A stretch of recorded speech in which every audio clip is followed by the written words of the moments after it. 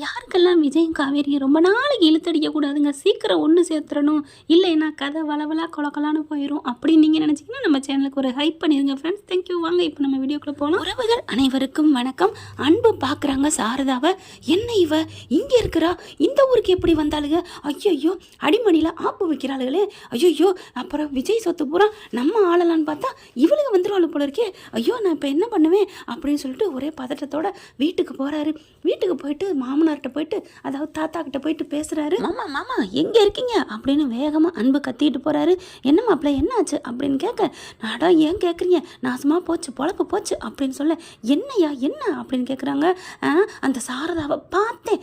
எங்கே பார்த்தீங்க, எப்போ பார்த்தீங்க, இப்போ தான் நேரம் இங்கே வர்றேன், எங்கேயாவது பார்த்துருப்பீங்க, அதுக்கே பயப்படுறீங்க, எங்கேயாவது பார்க்குற இடத்துல இல்லை, காய்கறி வாங்கிக்கிட்டு இருக்கா மார்க்கெட்டில் அப்படின்னு கத்துறாங்க. சரி அதனால் என்னது அதனால் என்னையா, இந்த ஊரில் இங்கே சமைக்கிறதா இருந்தால் தான், அவங்க வீடு இங்கே இருந்தால் தான் காய்கறி வாங்க முடியும், என்ன நினச்சிட்டு இருக்கீங்க அப்படின்னு கத்துறாரு. இப்போ என்ன பண்ணுறதா, இப்போ கண்டிப்பாக விஜய் கண்ணில் பட்டாங்கன்னா என்ன ஆகுமாம்மா, ஆமாம் இல்லை நம்ம எல்லாம் பொய் மூட்டை புழுகி வச்சுருக்குறோம், அவுந்து போயிடும், அவ்வளோதான் கதை கந்தல் அப்படின்னு கத்த.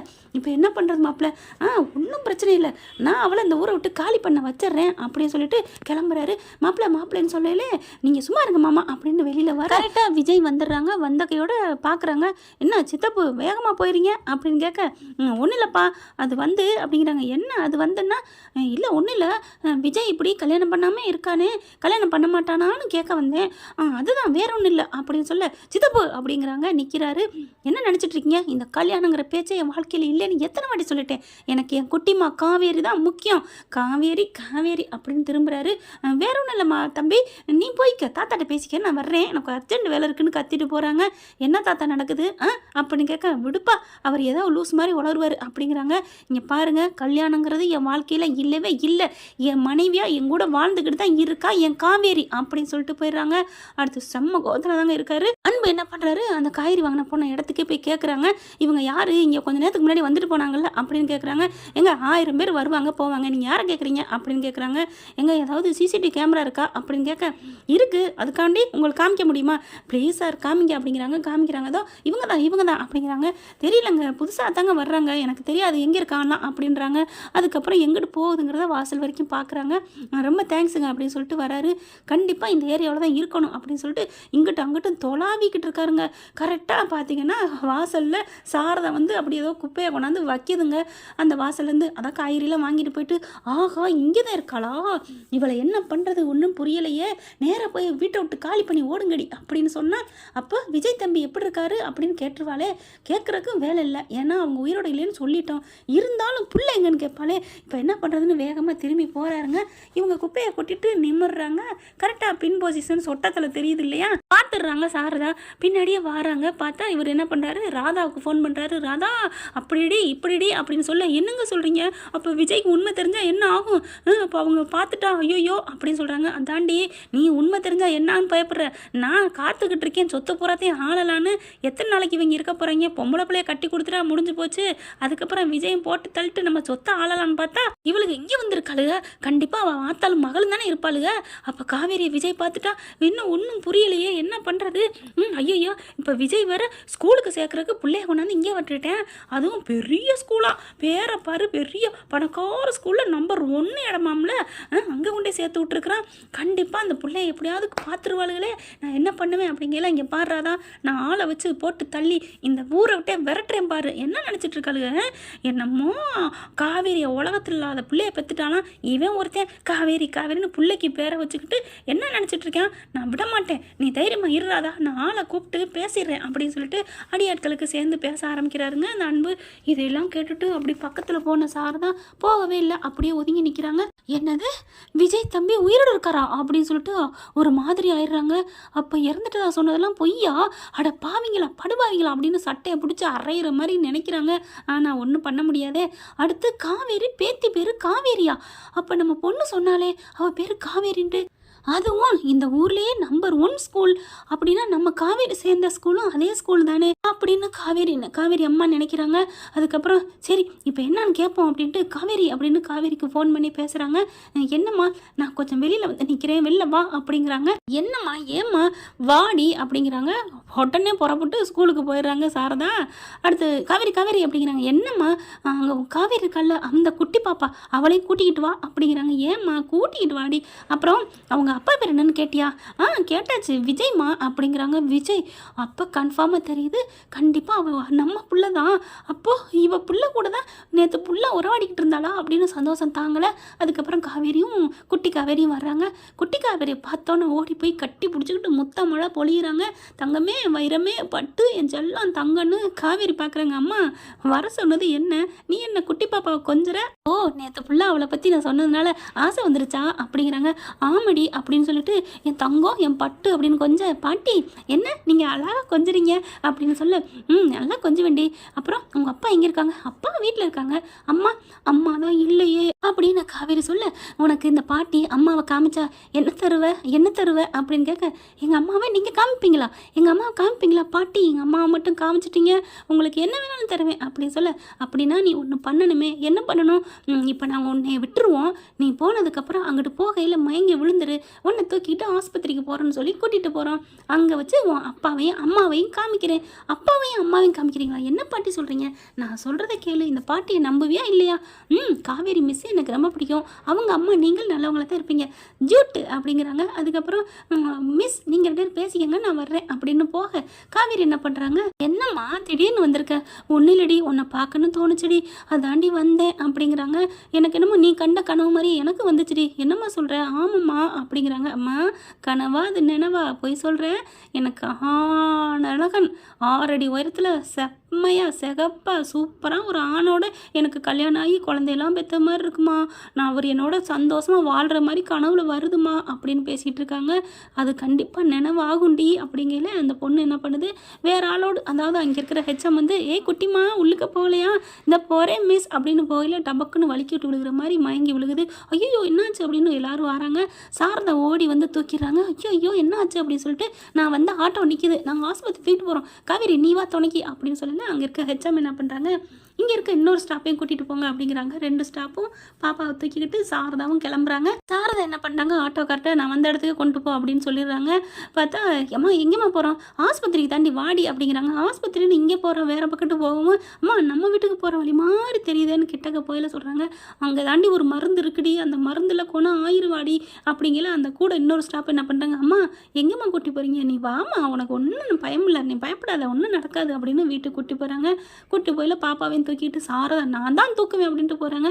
பாட்டி எங்கள் அம்மா எனக்கு கிடைப்பாங்களா? கண்டிப்பாக கிடைப்பாங்க, நீ கண்ணை திறக்கையில் உங்கள் கண்ணு முன்னாடி உங்கள் அம்மா உங்கள் அப்பா இருப்பாங்க போதுமா அப்படின்னு சாரதா சொல்கிறாங்க. தேங்க்யூ பாட்டி அப்படிங்கிறது, பேசாமல் இரு மயக்கத்தில் இருக்கிற மாதிரி அப்படிங்கிறாங்க. சரின்னு சொல்லி படுத்துக்கிறாங்க. அடுத்து காவேரி கிட்ட இந்த பாப்பாவோட பேரண்ட்ஸ் நம்பர் இருக்கா அப்படிங்கிறாங்க.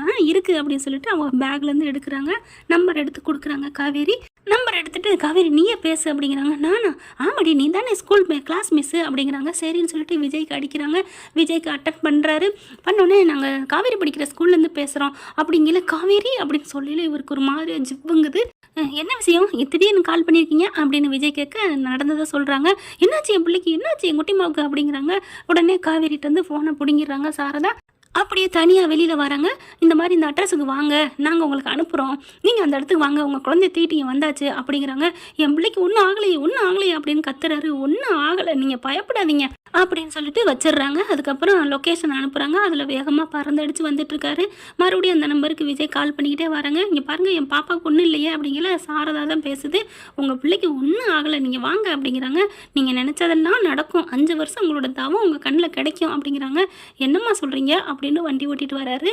இங்கே பார்த்தா அந்த பொண்ணு கூட வந்த பொண்ணு, என்னங்க ஆஸ்பத்திரி போகாமல் இங்கே வச்சுருக்கீங்க, ஒன்றும் பயப்படாதம்மா கிடைக்கும் அப்படிங்கிற. சாரதா வந்து குழந்தைகிட்ட வந்து, நான் இந்த ஸ்லோகம் சொல்கிறேன், கண்டிப்பாக கண்ணு முழிப்பா அப்படின்னு. கவலைப்படாதம்மா, உங்கள் அப்பா வராங்க, உங்கள் அம்மா வராங்க அப்படிங்கிற பாட்டி. நான் கண்ணை முழிக்கவா, இப்போ முழிக்காத அப்படின்னு சொல்லிட்டு எந்திரிச்சுக்கிறாங்க. நான் விபூதி வைக்கல, நீ கண்ணு முழி அப்படிங்குது சாரதா.